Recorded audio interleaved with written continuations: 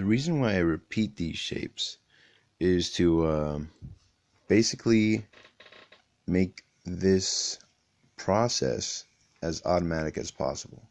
I want to be able to do this without thinking, so I can get this part out of the way quickly and efficiently, basically.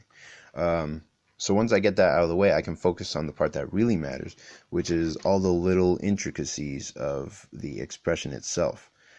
So once I can, like,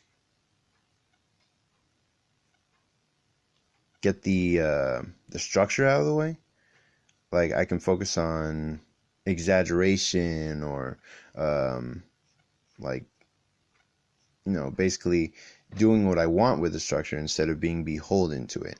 Instead of spending most of my time on the structure and getting that down correctly, I can focus on the expressive part of the drawing rather than spending most of my time doing the skull and all that kind of stuff. If I were to draw really fast, like, this is basically how I would do it. Like something like this. Like, this is just something off the top of my head. Like, I always default to anime. That's a real problem. Okay, but this is how I do it, like, just really fast. Get all this stuff in there. Eyebrows. Make sure this is lined up. And get all that in there. And then I know the nose is somewhere towards the bottom of the circle, so I just kind of put that in there, kind of eyeball it, and then just draw a little smiley face. And then I draw the ear. I know the top of the ear matches up with the eyebrows sometimes, and the bottom of the ear matches up with the bottom of the nose.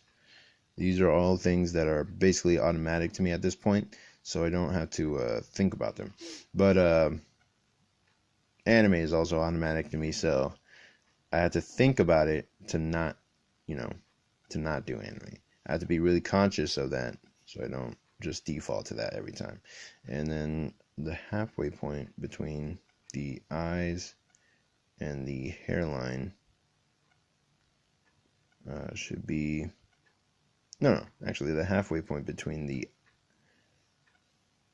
eyebrow line, or the middle line of the circle, and the top of the head should be the hairline. So this is where all the hair comes out. The anime styled hair. Yep. But that's how I would do it if I were being, like, really automatic with it. And so the whole idea of this process is to become automatic with structure